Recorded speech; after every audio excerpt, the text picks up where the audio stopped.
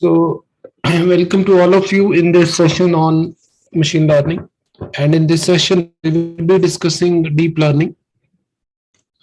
So, we will be starting with artificial neural network in this session, and we will learn what is artificial neural network, what are concepts related with artificial neural network. We will take into look about the learning of ANN, and we will also discuss various activation functions in this session.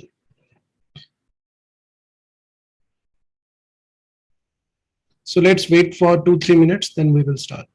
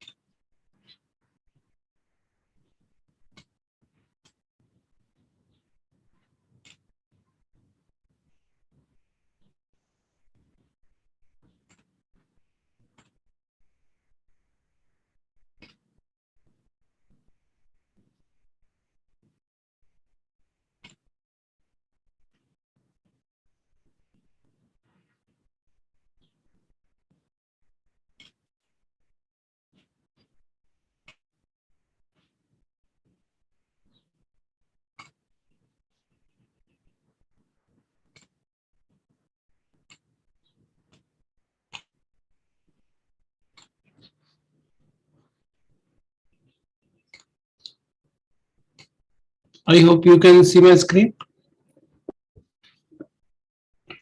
Yes, sir. Yes.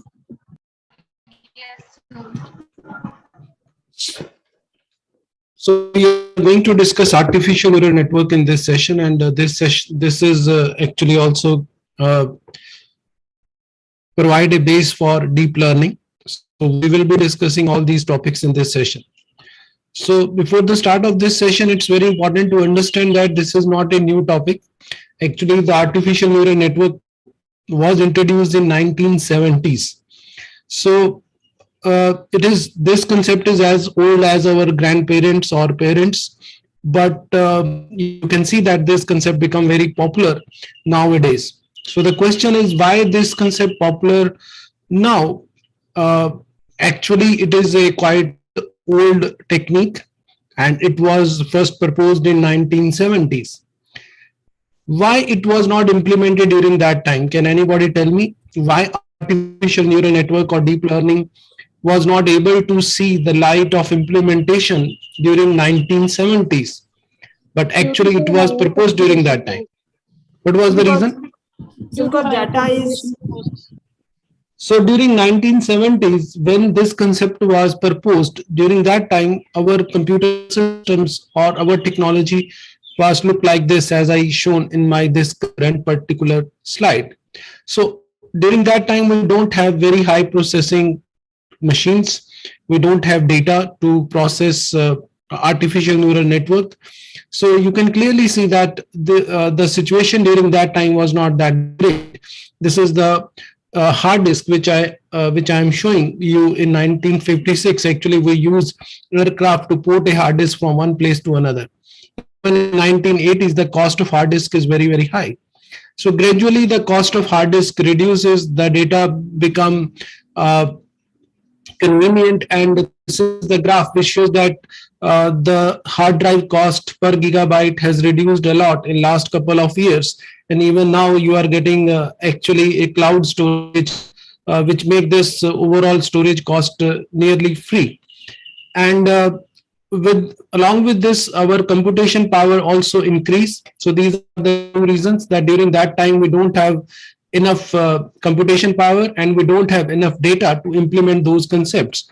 So that's the reason that it took another 30-40 years to see the light of implementation, and now we have a lot of systems which are based on artificial neural network. So as the name indicate, it is it is based on neural networks, and it is inspired by the working of human brain. So here I try to depict something to explain you how our human brain work. So actually human brain take input from all our sensory organs, then it process this information in billions of neurons, and then based on that processing it generate a command as a final output, and based on that command we perform some action. So we took some input, we process it through billions of neurons, and then finally it produce output. So the concept of deep learning was given by Geoffrey Hinton in 2000, and he reintroduced this as artificial neural network as deep learning model. And Jan LeCun, he was a student of Geoffrey Hinton, and both of these are considered as the gurus of deep learning. Hinton is from Google and Jan LeCun is from Facebook, and these are the two pioneers who developed all these algorithms and contributed a lot in this particular area. So this is the our human brain where we have billions of neurons, and these neurons are protected in our skull. And actually we here try to create an artificial neural network which can behave in the same manner. So here, as in our brain, we are taking the input from, this is the actual brain. So it took input from our sensory organs, and then we have neuron which process this information. This neuron is connected with another neuron through this axon, and through dendrites, we pass the information from one neuron to another neuron. So we try to make something similar to that. So here, as you can see that we are taking input from these dendrites, and this is processed by a neuron. So here, these dendrites are converted to inputs. So this is our nucleus. Here we are indicated it as neuron. This is a connection between output, and these are its output terminal. So this is our actual brain cell, and this is our artificial neural network which we are designing. So through dendrites, it's taking the inputs. Here we are taking the inputs from these input points. Then we have a nucleus which processes this information. Then we have an axon which connects this processed information to output. So this is the equivalent of axon, which is providing the output to another nucleus, other neurons. So this is the simple neuron which is taking the inputs, and these inputs are our x1, x2, and xn. These are actually considered as the features. So we are taking these inputs, then in neuron we are processing these input information, and finally we are producing the outputs as I have shown here. So ultimately, now we are going to discuss how we are processing this information step by step, and how artificial neural network perform its training. So it takes some input value in the form of x1 to xn, and these are called as features.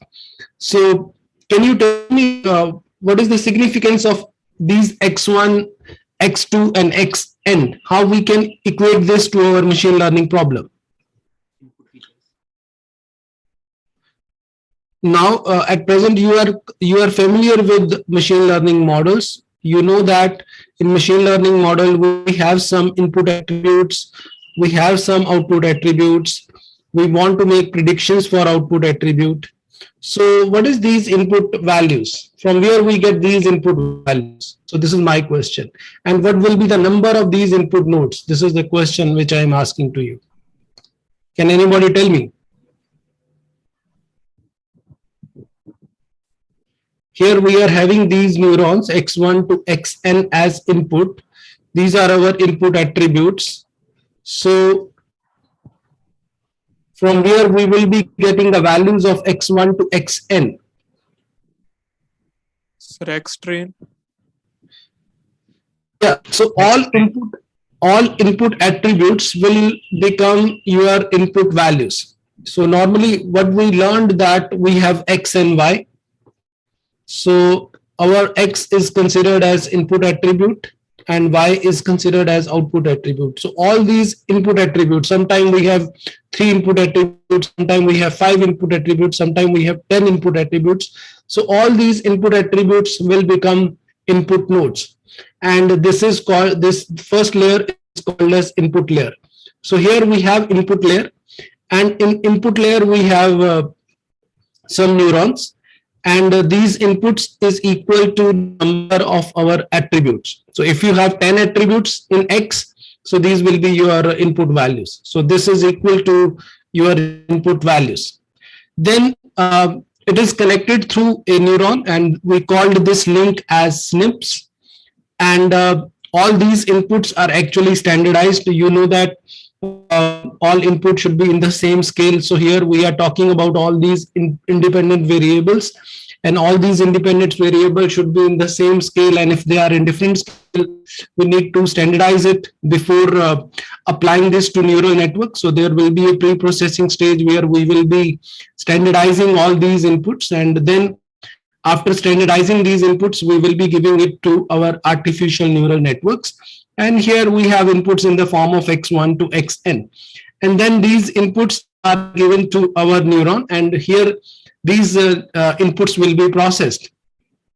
And these inputs will be processed with some weight. So here you can see that I am processing each input x1, x2, and xm with some weight. So they are multiplied with these weights, and finally we are getting a processed value here. So this value is multiplied, this input value is multiplied with this weight W1, this is multiplied with W2, and this is multiplied with Wm. And ultimately we are finding the summation of all these weighted sum for all the values. So you can think it like this way. So x1 is multiplied with W1. We are adding this with x2 W2. We are adding this with x3 W3 plus up to xm Wm. So each input is processed or multiplied with some weight value. And then we are processing it in our first step, and we are just summation finding the sum of all these values in this particular step. In order to understand it properly, I will be taking an example. So let me first take an example to explain this point to you. Yeah. So let us consider we wish to predict the price of a house. And let's suppose there is a property dealer who is very good in predicting the price of the house. So you know that property dealer visit the site, he see the property very minutely, and then that property dealer will predict that the price of that particular property. And as the experience of the property dealer grows, the price which is predicted by property dealer is very, very accurate, and most probably it fetch the same price in the market. So this is the actual scenario of a property dealer, that property dealer, when visit a property, he check all the attributes of that important property. He will check the number of bedrooms it has. He check about the flooring of the house. He check about the locality. He check about the distance of that particular house from the city. So he consider all the parameters, and based on all these parameters he perform some calculation in his mind, and then make predictions about the price. And if that property dealer is very experienced, then his prediction will be very accurate. Now we want to build a similar kind of price prediction system by using artificial neural network. So instead of the brain, now we want to simulate the brain of the property dealer. So the property dealer which actually see the property and then perform some calculation in his mind and then predict the price. We want similar kind of thing from our machine. So our machine will check different kind of inputs like number of bedrooms, distance from the city, flooring, neighborhood, etc. So our machine will also take all these input parameters and then perform some calculations on these input parameters, and then it will be predicting the price of that particular house. So we can consider this as a problem statement. Actually, property dealer assigns some weights to each of the input attribute in his brain. So actually, property dealer know that what is the importance of number of bedroom, or what is the importance of upgraded kitchen, what is the importance of flooring, what is the importance of neighborhood. So each of these attributes have some weight. Based on that weight, property dealer performs some calculations, and property dealer learn about the weights of all these things based on his or her experience. So you know that each of these input attribute actually carry some weight, and based on these weights, property dealer is predicting the price. So we also want a similar kind of things from a machine. So here we have, you can see all these input attributes like area, number of bedrooms, distance from the city, and age. So all these input attributes will have some kind of weights. So if we able to calculate the weight of these attributes properly, so these are the weights. So property dealer know the values of these weights through experience. But now we want to create a machine which can predict the values of these weights. So if we can exactly know the value of these weights, what is the importance of number of bedrooms in predicting the final price, what is the importance of distance to the city in overall predicting the price, or what is the overall weight of the age of the flat or the building, what is the weight for area or size of the house. So if we can predict the values of these weights accurately, naturally we will able to predict the price accurately. So artificial neural network is all about predicting the values of these weights accurately. So this is nothing, it is all about predicting the prices of predicting the values of these weights in such a way that predicted value should be close to the actual value. So we want the values of those, we want to find out the values of these weights so that the predicted value should be close to actual value. And this is the objective for which we are doing the training for our neural network. So again, I'm concluding my point. So here I'm taking the example of a prediction of price of a house. So I'm telling that, let's suppose we have a property dealer who have a lot of experience. He will visit a particular site, make observation about all input attributes, and based on these input attributes, he assigns some weights in his mind to these input attributes, and based on these weights, he will predict the price. Now I want to replace this property dealer with the machine.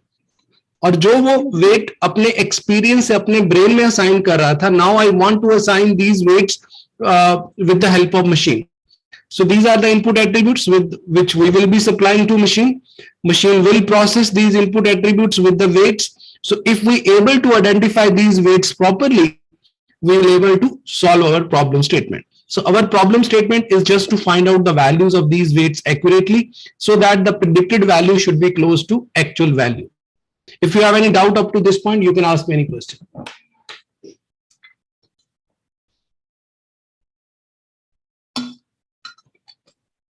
Sir, Yes. sir, the predicted value should be equal to actual value.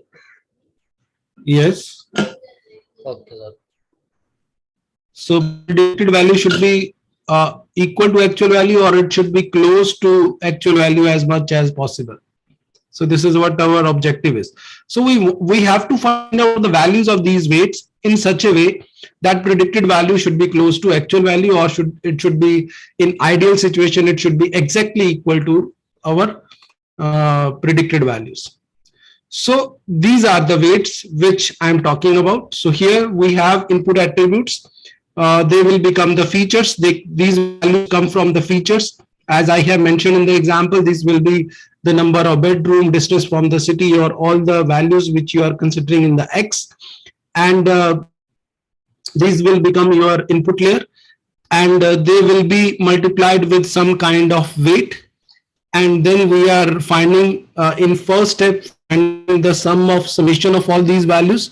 So this is the first step. We are finding the sum of all these values like x1 w1, x2 w2, and so on. And initially we don't know the value of these weights, so we initialize it randomly between 0 to 1. So we initialize these weights w1 to wn randomly between 0 to 1, close to 0, so that we performed some initial calculations, and in first step we obtained this summation values. Then in second step we are applying a function over this summation of values. So here we have a summation, and over this summation we are applying a activation function. So here we are applying activation function in second step, and then we are sending this output to the next layer in the third step. So in second step we are applying activation function over the sum of summation values. So this is the first step. We calculated this value, and in second step we are applying this function over this values which we have calculated. So there are multiple kind of activation functions. So this is our X, and on this X we are performing a function, and these functions are called as actually activation functions, and there are multiple type of activation function, and one such activation function is called as threshold function. This function actually produces the output in the form of 0 and 1.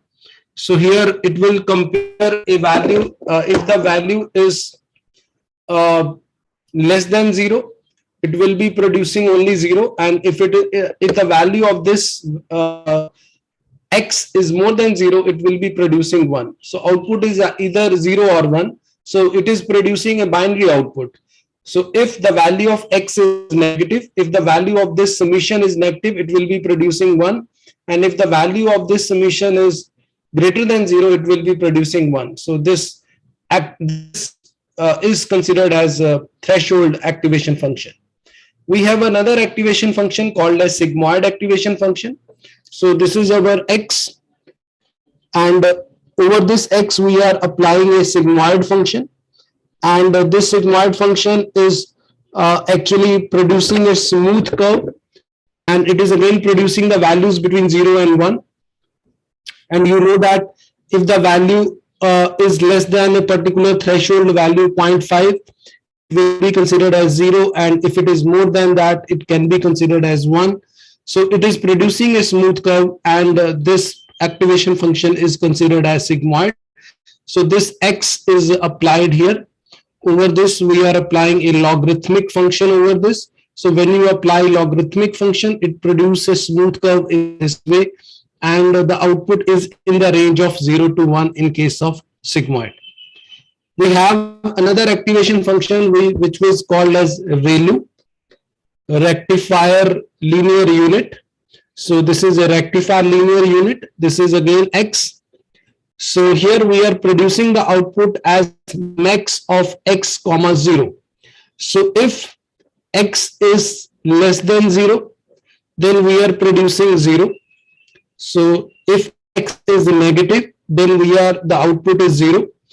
Otherwise, if x is positive, then the output is x. So here I am concluding if x is negative, then the output is 0. If x is positive, then the output is x. So it worked this way. So you can see here, all these cases here, x is negative. So when x is negative, the output is 0. But when x is positive, then the output y is equal to the value of x. So it is maximum of x comma 0. So more the value of x, the more will be the value of y. So it continuously increases with the value of x. So if you increase the value of x, the value of y will also increase linearly. But it is before a threshold value. The condition is that it should be more than a threshold value. If it is less than threshold value, the output is 0. Otherwise, it will be increased linearly with x. Then we have a hyperbolic tangent activation function. This is similar to sigmoid activation function. The only difference here is that sigmoid is producing the output between 0 and 1, while hyperbolic tangent produces the output between -1, 0 to +1. So here the range of output is different. Output is between -1 to 0 to +1. So these are different activation functions we have. So again, I am repeating all those activation functions. So in second step, this is the first step. In first step, we are calculating this. And in second step, we are applying a function over this value. And what are the possibilities of functions? These are 4 possibilities. First is threshold function. This is a binary function. It will produce either 0 or 1. So if x is negative, it will produce 0. Otherwise, it will produce 1. So simple. Then this is a sigmoid. Here we apply logarithmic over this x value. This is x and we are applying logarithmic, and then we are finding y for this. So this is equal to y. And this is producing a smooth curve, and the output is in the range of 0 to 1. Then we have a rectifier linear unit. Here the point is that if x is negative, then the output is 0. So for this, output is 0. But otherwise, y changes linearly with x. So when x is positive, y changes linearly with x. And we have hyperbolic engine. This is same to sigmoid, but here the output varies between -1, 0 to +1, and these are the activation function which we are applying in the second step. So ultimately, activation function are deciding कि आगे क्या, where we are performing all these calculations. And in second step, we are performing activation function which are actually processing these calculated values, and they are actually deciding which information should be passed in the third step as a output. The output पे क्या आगे जाएगा? It will be controlled by this activation function. So I have a example to correlate it. So we can consider it like this way. So let's suppose here we are cooking a food. So जब हम food cook करते हैं, तो we require 3 important things. एक, इसमें कुछ raw material डाला गया है. एक बर्तन है जिसमें इन सारी चीजों को रखा गया है, और तीसरा नीचे फायर है जिसके ऊपर हमने इसको कुक कर रहे हैं. सो here I am considering 3 important things. One is fire, एक बर्तन जिसमें सब कुछ बनाया जा रहा है, और तीसरा इनपुट रॉ मटेरियल. अगर मुझे इसको इक्वेट करना हो आर्टिफिशियल न्यूरल नेटवर्क से, कैन यू टेल मी कि इसमें इक्विवेलेंस क्या है? जो रॉ मटेरियल जो इनपुट डाली है वो किसके इक्विवेलेंट है? So all these our x1, x2, xn, all these are our raw material. तो आपने इसमें रॉ मटेरियल जो डाला है, आप इसको इनपुट समझ सकते हैं. Then you are processing everything in this. So ये जो पॉट है, पॉट का इक्विवेलेंट क्या है? न्यूरॉन है. Yes, very good. सो ये जो पॉट है, इसका इक्विवेलेंट न्यूरॉन है. सो जो न्यूरॉन है जिसमें सब कुछ प्रोसेसिंग हो रही थी, न्यूरॉन जो सारी चीजों को ले रहा था, तो आपकी ये इनपुट आ रही थी और ये इनपुट्स जो थी ये प्रोसेस होके आ रही थी. Now tell me what is the weight in this particular case. यहां पे इनपुट्स जो हैं वो तो आपके रॉ मटेरियल हो गया. अब वेट क्या है यहाँ पे? वेट है क्वांटिटी. कि अगर मान लो आपने राजमा बनाने हैं, लेट्स सपोज, तो अगर राजमा बनाने हैं तो उसमें राजमा कितनी क्वांटिटी में डलेंगे, उसमें नमक कितना डलेगा, उसमें मिर्च कितनी डलेगी, उसमें हल्दी कितनी डलेगी, उसमें प्याज कितने जाएंगे. All these are your input attributes. इसमें जो रॉ मटेरियल है वो सब इनपुट एट्रीब्यूट्स हो गए. तो जो राजमा के बीन्स हैं और जो जो आपका सॉल्ट है, जो आपका अनियन है और जो भी आप मसाला बना रहे हो वो सब इनपुट हो गया. अब वो कितनी कितनी क्वांटिटी में जाएगा तो वेट डिसाइड करते हैं. सो ये जो राजमा है आपने बोला कि 1 कौली राजमा डाल दो. यहाँ नमक है तो आपने बोला 1 चम्मच नमक डाल दो. यहाँ हल्दी है तो आपने बोला आधा चम्मच हल्दी डाल दो. तो ये जो कोई चीज आधा चम्मच जा रही है, कोई 1 कौली जा रही है, कोई 1 चम्मच जा रही है.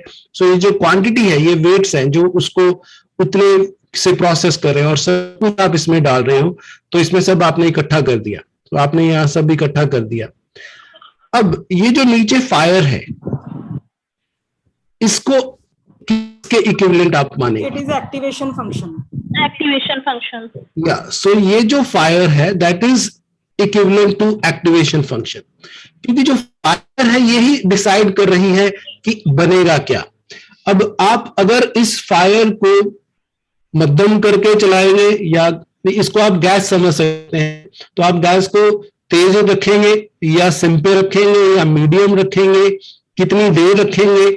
सो आप क्या कुक करोगे ये इसके ऊपर डिपेंड करेगा.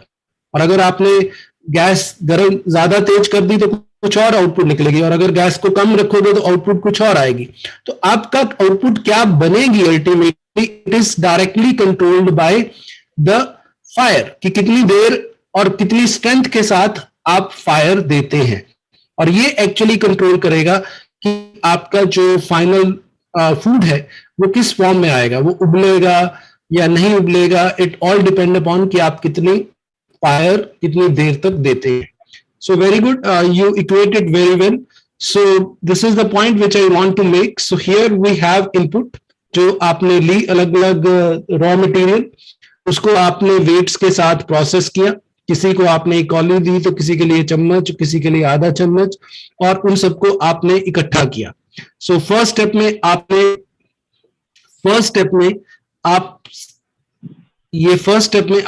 आपने इन सबको मिक्स करके इकट्ठा कर दिया. किसमें? पॉट में. तो ये पॉट जो था ये न्यूरॉन था. फर्स्ट स्टेप में इकट्ठा कर दिया.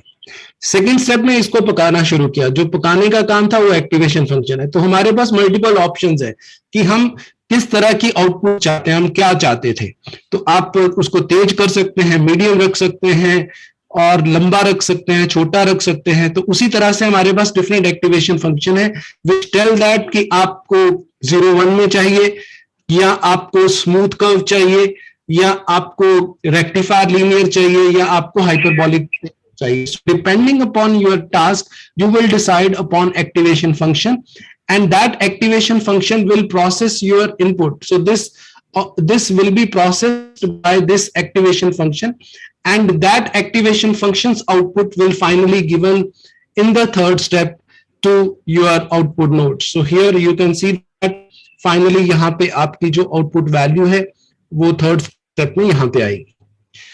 So this is considered as our input layer जिसमें हमारे पास ये सारे इनपुट्स हैं. And normally instead of only having 1 neuron we have multiple neurons जो इसको प्रोसेस करते हैं.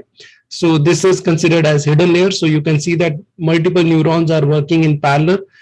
सो here I am showing you 4 neurons which are working in hidden layer and then all these neurons are giving final output in the output layer. So we have input layer, hidden layer and output layer. Input layer में कितने neuron होंगे ये किसके ऊपर depend करेगा? Can you tell me? Input layer में कितने neuron होंगे ये किसके ऊपर डिपेंड करेगा? Number of input attributes. Number of input attribute. Very good. सो ये फंडे समझने जरूरी है। तो जितने आपके नंबर ऑफ इनपुट एट्रीब्यूट्स हैं, 2 हैं, 5 हैं, 10 हैं, वो सारे आपके इनपुट लेयर के न्यूरॉन बनेंगे। आउटपुट लेयर के ऊपर कितने न्यूरॉन होंगे, अब इसके बारे में सोचना है। So what type of predictions we are doing? Can you tell me what type of predictions we are normally having? Classification जो है वो कितनी तरह की होती है? Binary and multiclass. Very good. So we have two kind of classification. One is binary classification and another is multi-class. So binary है या multi-class है, that will decide upon the number of nodes in the output layer. If you are building a binary classifier, अगर आप binary classifier बना रहे हैं, you will only require how many neuron in the output layer? कितने चाहिए यहाँ पे neuron अगर बाइनरी क्लासिफायर है? तो you will require only one. Binary means output with either 0 or 1. तो आउटपुट पे या तो 0 आएगा या 1 आएगा। तो एक नोड बता देगी कि वो ट्रू है या फॉल्स है या 0 है या 1 है। So in case of binary classifier you require only a one output node in output layer. ये बहुत इंपॉर्टेंट लर्निंग है। अगर डॉग और कैट के लिए क्लासिफायर बना रहे हो, विन और लूज के लिए क्लासिफायर बना रहे हो, तो आउटपुट लेयर के ऊपर सिर्फ सिंगल नोड आएगी। लेकिन अगर multi class classifier, let's suppose output के ऊपर ए बी सी डी कुछ भी आ सकता है, तो फिर आउटपुट के ऊपर कितनी नोड्स बनानी पड़ेंगी? Equal to number of classes. Equal to number of classes. So very good. So अगर आपकी बाइनरी क्लास, अगर आपका बाइनरी सिस्टम है, just give me a minute, या सो अगर आपका बाइनरी सिस्टम है तो आपकी एक ही आउटपुट होगी, जैसे यहां पे मैंने दिखाया है। लेकिन अगर आपकी मल्टी क्लास है तो number of output nodes is equal to number of classes. So here you will be having multiple nodes, जो ए बी सी और डी आपकी मान लो 4 क्लासेस हैं, तो A B C D you will be getting 4 values and every value will tell the probability of having class A, probability of having class B, probability of having class C, probability of having class D, and it will be producing the values within 0 to 1. तो जिसमें से जिसकी highest value होगी that will be considered as the predicted class. So अगर binary class है तो output node 1 होगी और अगर multiple है तो output के ऊपर multiple होगा। ये हमने point माना। नेक्स्ट क्वेश्चन, अगर रिग्रेशन है तो आउटपुट नोड कितनी होगी? If you want to predict the price of a house, how many nodes will be there? How many nodes in the output node will be there if we are having a case of regression? So regression है तो एक value आपको मिलेगी, वो आपको 6.5, 16.5, 29.5 कुछ भी value हो सकती है। So it will be available on a single node, तो एक ही नोड होगी। तो अगर रिग्रेशन है, यहां बाइनरी क्लासिफिकेशन है तो एक नोड होगी, और अगर मल्टी क्लास है तो उतनी होंगी नोड्स जितनी आपकी आउटपुट क्लासेस हैं। So this is the point, please note everyone. So if you have regression or binary class, the output node will be 1. If you are having a multi-class problem, then the output node will be equal to number of classes. And we also discussed about input nodes. This is equal to the number of input attributes. जितने input attributes हैं उतने input nodes होंगी। Now the final question is number of hidden layers. So number of hidden layer is half or average of both input and output. So you can write down this. So the number of hidden layers, this is general guideline. You can input plus output divided by 2. So number of nodes in input plus number of nodes in output divided by 2. This give you a guideline about the number of nodes in hidden layer. तो hidden layer पे कितना रखना? This is just a guideline. This is not a fixed rule. Still you can play with it, but this is a recommendation that number of nodes in the hidden layer should be average of input plus output. तो input plus output का जो average मिलता है उतनी आपको minimum number of hidden layers रखनी चाहिए, number of nodes in hidden layer रखनी चाहिए।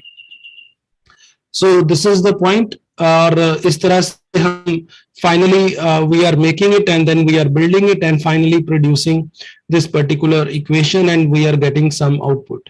So here you can see that these are input values, and we have multiple. This is a full connection hidden layer. We having a one hidden layer here, and we are processing this, and then we are getting the final output. So final output we are obtaining here by getting y in this particular case, और इस तरह से हम इसको output को produce कर रहे हैं. Excuse me, sir. Yes, please. Sir hidden layer में जो नोट्स हैं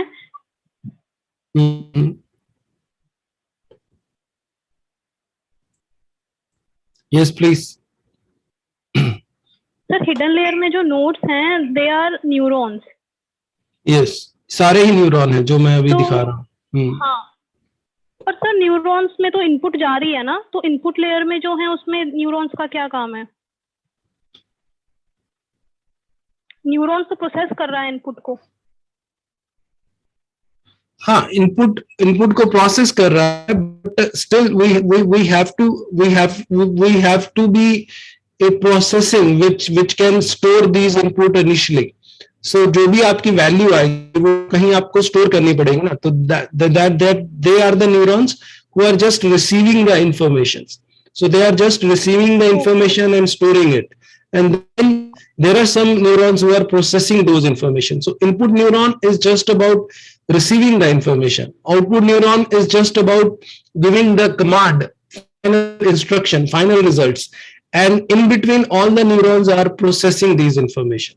So hidden layers neuron are actually processing the information. They are just receiving, they are just producing the output, and in hidden layer neuron they are just processing the information. Got it? तो sir हर एक जो hidden layer में जितने भी neurons हैं हर एक में different activation function apply करेंगे. Now normally in all the hidden layers, all the neurons in the hidden layer we have same activation functions. So जितने भी hidden layer के ऊपर neurons हैं उनके ऊपर हम same activation function apply करेंगे, और जो जितने भी output के ऊपर हैं उनके ऊपर same activation apply होगा. So normally we define activation function for layer wise. So जो भी हम layer बनाएंगे उसके ऊपर हम एक activation function apply करेंगे. So it will be applied over the same.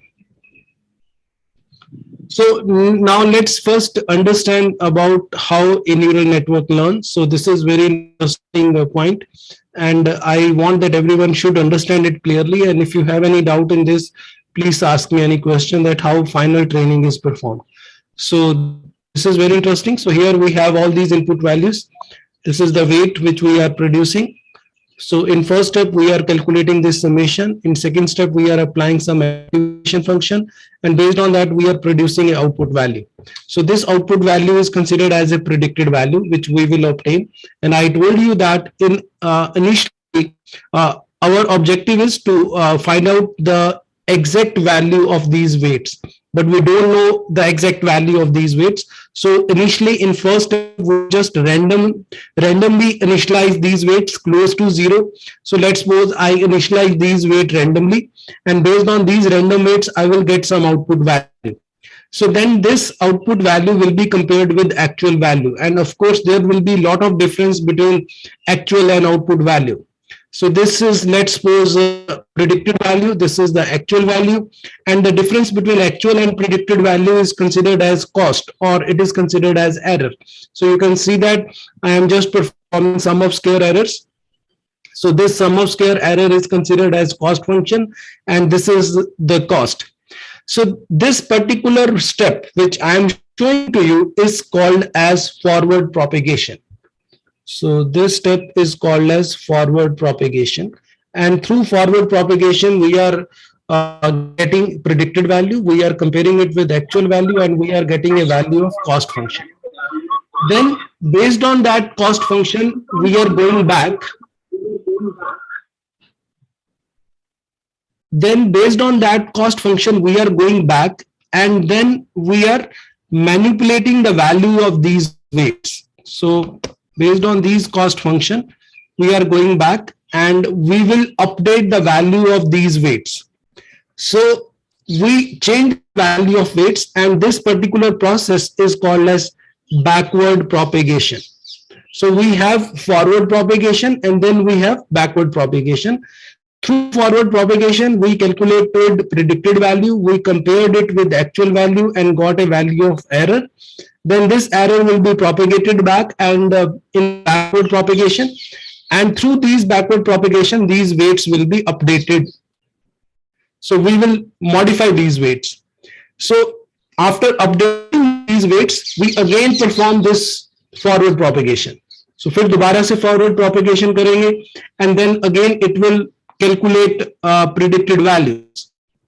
So I will explain this process graphically by considering this particular example. So let's suppose I want to predict the score of the students in the exam based on the total hour he or she study, based on the sleep hours and based on the marks in his or quiz. So these three will be considered as input attributes. So these will be my x1, x2 and x3. And I will be randomly initializing the value of these weights. And this 93 will be my actual value. So I will take these values, randomly initialize the value of weight. And on this basis, I will calculate my predicted values. It will be compared with actual value, that is 93%. And based on that, a cost function will be calculated.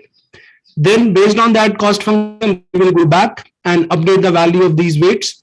So again, we will propagate back. So weight update होंगे, फिर दोबारा से वापस आएंगे.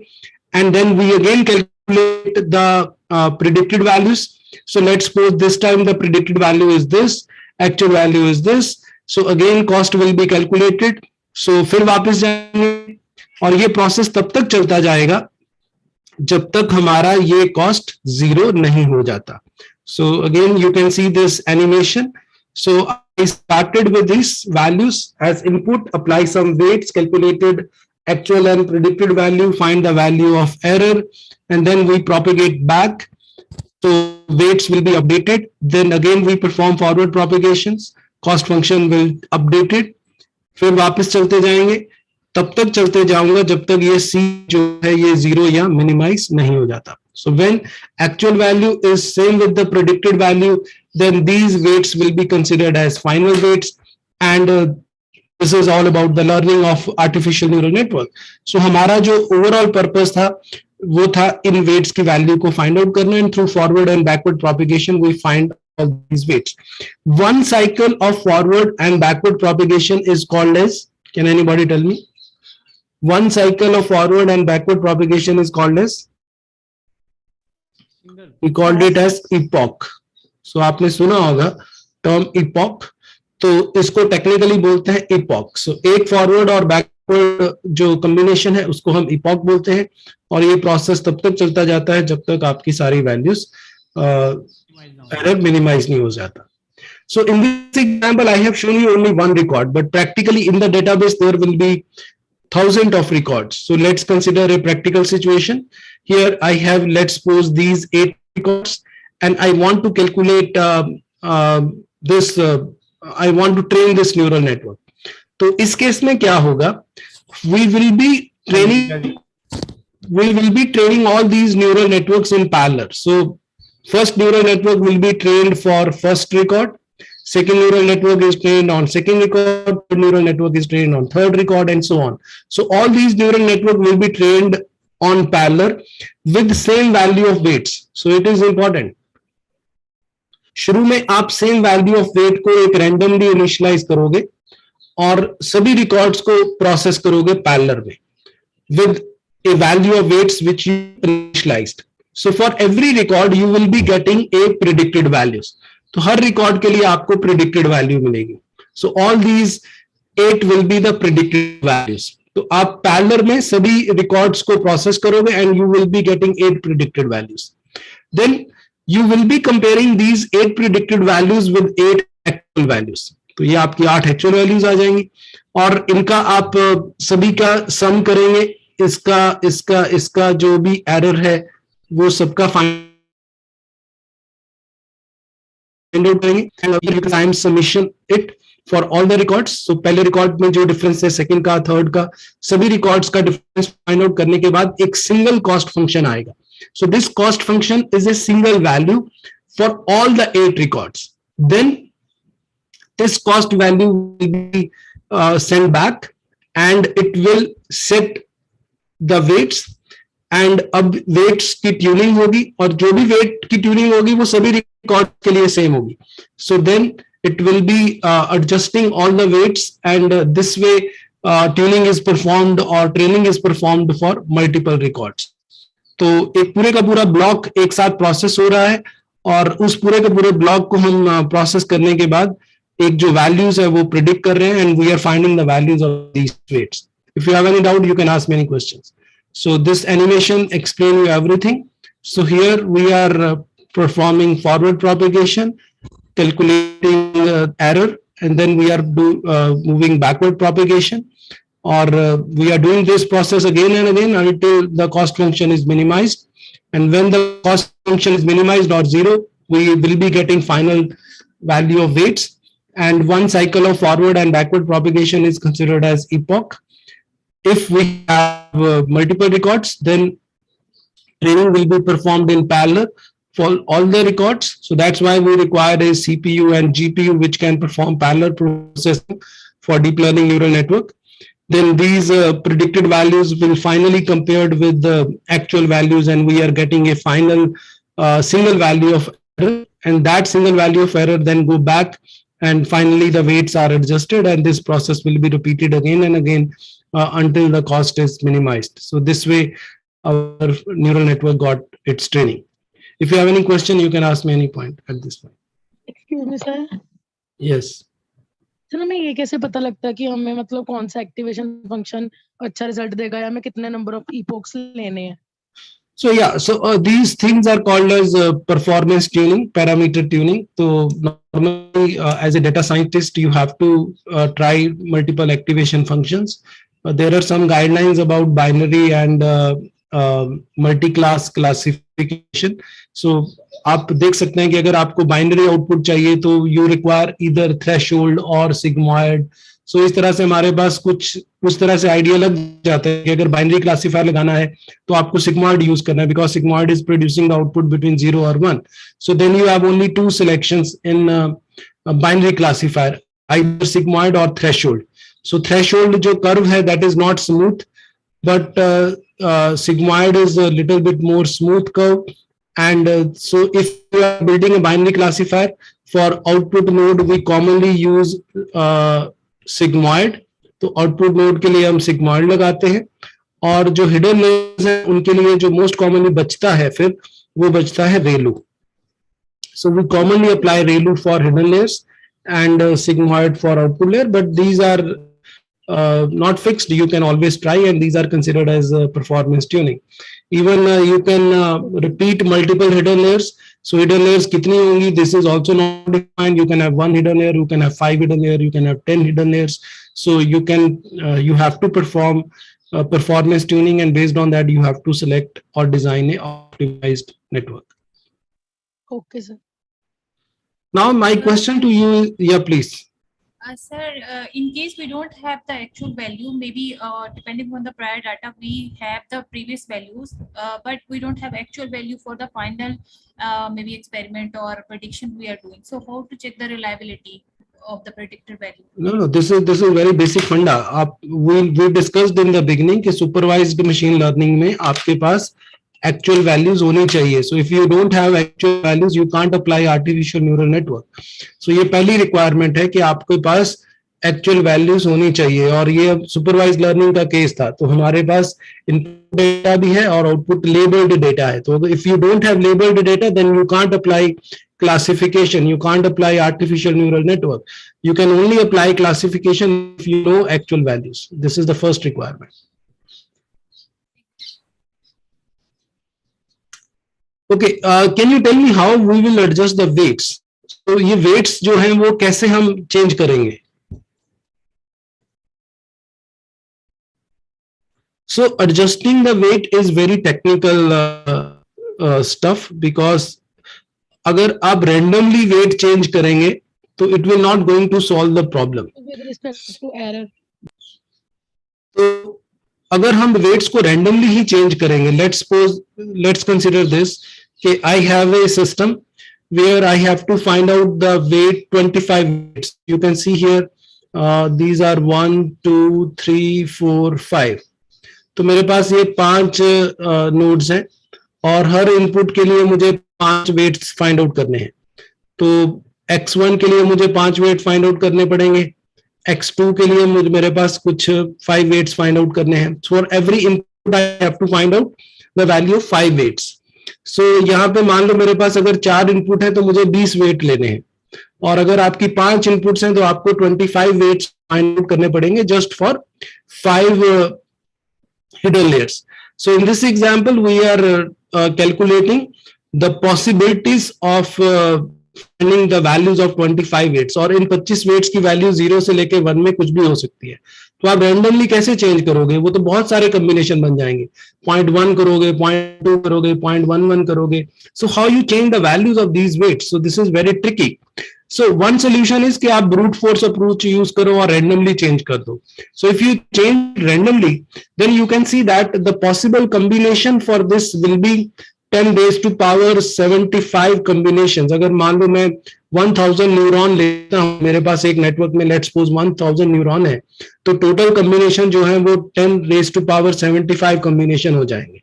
सो इन combinations को calculate करना, अगर मैं दुनिया का फास्टेस्ट सुपर कंप्यूटर भी लेता हूं तो it will take billions of years to calculate all these values. तो इन कॉम्बिनेशंस की वैल्यू को कैलकुलेट करने में मुझे बिलियंस ऑफ ईयर्स लग जाएंगे अगर मैं सुपर कंप्यूटर भी यूज करूं. If I simply use a brute force approach to calculate the values of these weights. So we have to find out some logic to calculate the values of these weights, because you can't do this randomly. You can't do this through a brute force approach, because if you apply brute force approach, it will take years to calculate the values of all possible combinations and to get the optimized weight. So the solution which we used is gradient descent algorithm. So through gradient descent algorithms, actually we use the derivative, and through this we automatically reached to the minimum point. So for example, let's suppose we initialize our weight at this point, and then we will move in the direction of slope. So अगर यहाँ से आपने initialize किया है, so you will not change the value of W in this direction. You will change the value of W only in the direction of slope. So आप direction of slope में value change करते हैं, and ultimately you will able to find out the minimum value with minimum of moves. So that particular algorithm is called as gradient descent, and we use this gradient descent algorithm to find out that minimum value of cost function in a most efficient way.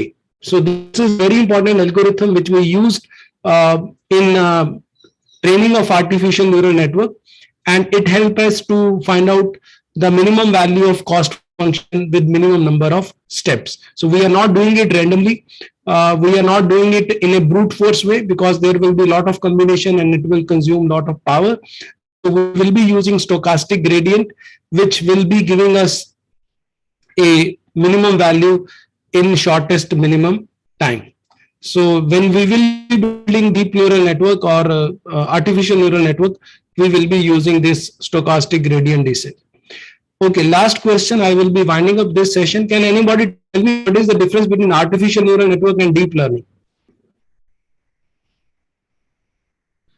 So here you can see that. Yeah, please, anyone? Sir, in artificial neural network, there are more than one hidden layers are there. And in deep learning? I think there is one hidden layer, sir. Yeah. So in deep learning, we have more than one hidden layer, or we can have actually hundreds of hidden layers. So जब number of hidden layers बहुत बढ़ जाती हैं, then we called it as deep learning. And if you have only one hidden layer, then we called it as traditional artificial neural network. If you have 2 or 3 hidden layers, still we called it as multiple perceptron. But when the number of hidden layer increases in tens or hundreds, then we called it as a deep learning network because then network become very huge. There are a lot of calculations. Now you can well understand that how many calculations we need to do, and that require a huge processing power. So that's why in order to implement artificial neural network or deep learning, you require GPU, a very high powerful machines which can work in parallel, which can find out the optimized weight in a fastest possible way. And we are using gradient descent algorithm to do this task for us. So this is all about this from my side. If you have any question, you can ask me. Sir, but that formula I plus O upon 2, that was for total number of neurons in all the hidden layers or number of neurons per hidden layer? Which formula you are talking about? Sir, in I plus O upon 2 equal to number of neurons.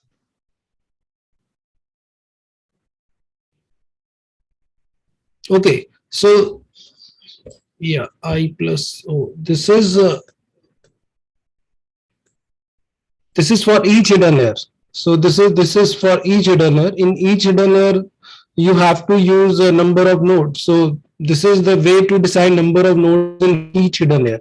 But what is the number of hidden layer? It is completely flexible. So based on the problem, you will decide the number of hidden layers. But this is the way to decide the number of nodes in a hidden layer.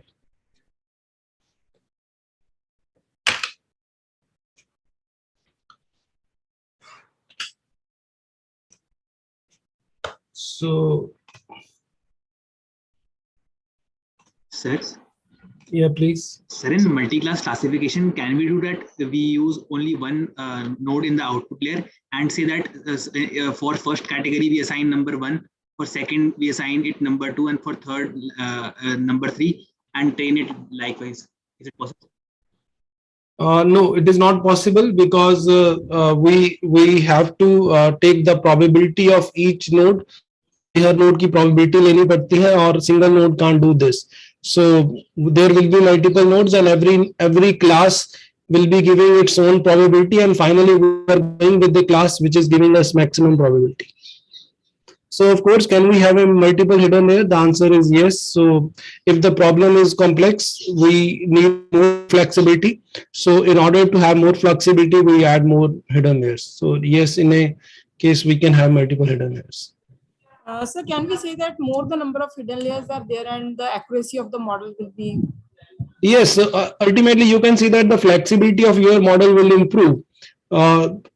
Adding hidden layers actually give you flexibility, and the model become more and more intelligent. So yeah, your accuracy will normally improve. So let me quickly take your attendance.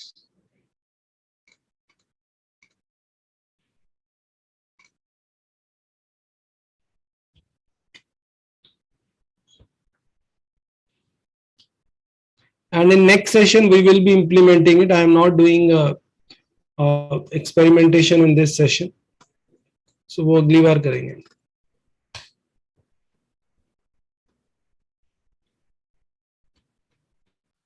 Sir, will the next session is the last session? No, we will be having one more session after that. So next session में हम artificial neural करेंगे. Then we will have a session on convolutional neural network also.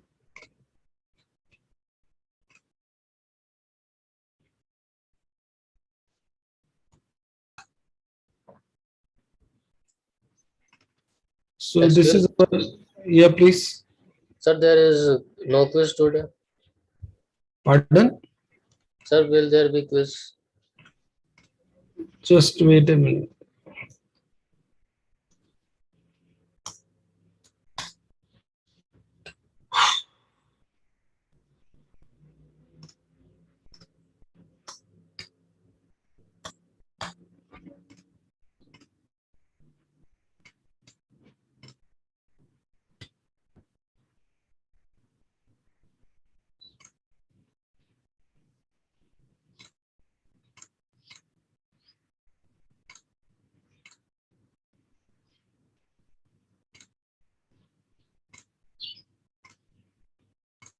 So I'm sharing the attendance link.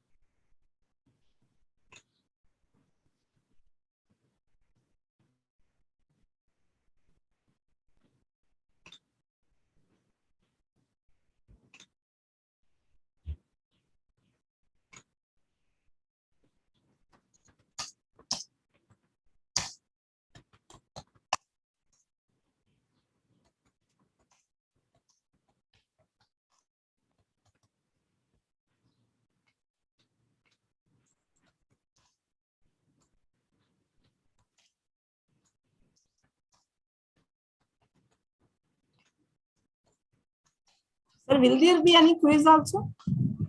Yes, I am preparing it. Just wait a minute. Okay, sir.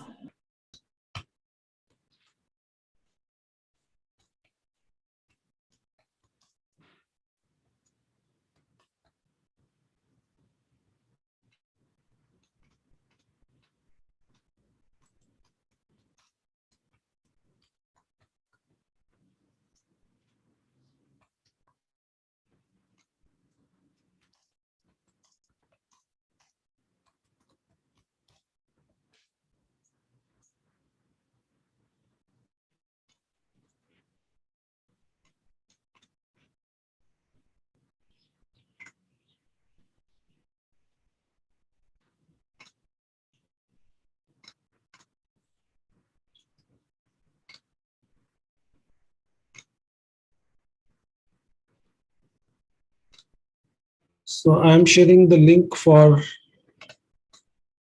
quiz.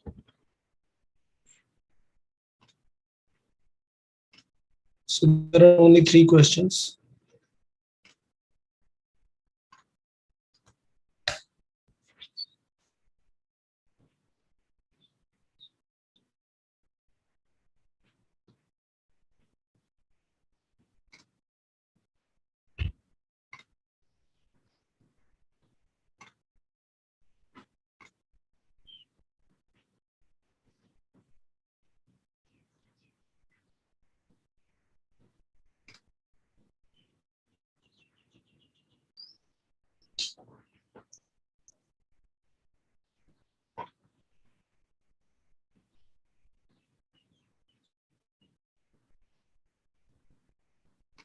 So let us start with the quiz.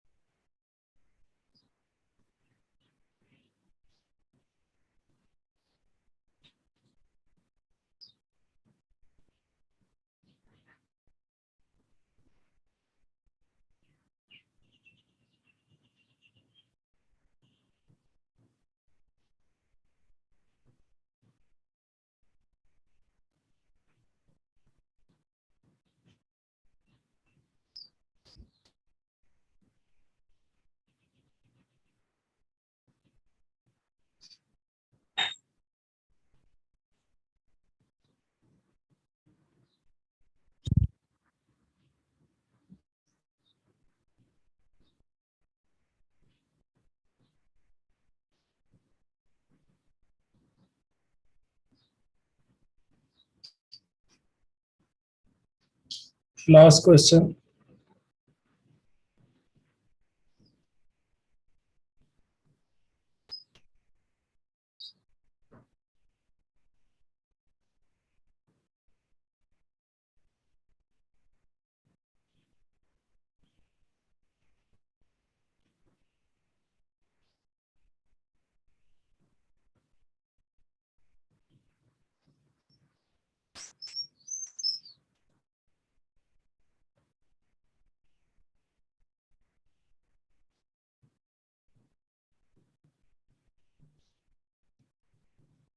So Avneet is the winner.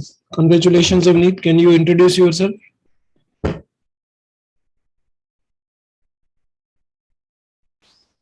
Avneet, Riya Mahajan, Uday, Preet Kamal, Kanuj, Abhinav, Anubhuti, Aprajita, Bharti, Chirag. So these are top 10. So any one of these, please unmute yourself and introduce to all of us.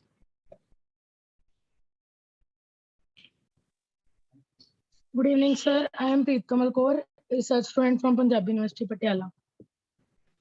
Good. Congratulations. Thank you, sir.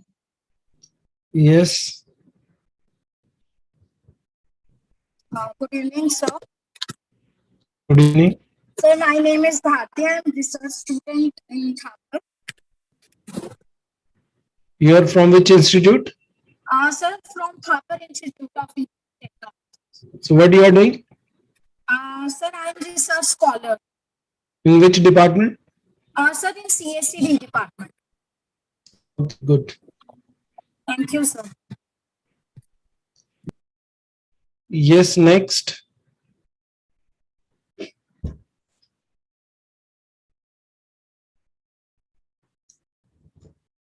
Anyone else who is there and want to discuss? Good evening, sir. Good evening. I'm a Prajakta in fourth year from Thapa University, and I'm pursuing electronics instrumentation and control. Good, good. Thank you. I'm Udhopal from Thapar University, BTech. Sir, I'm presently completed my second year. Good. God bless you.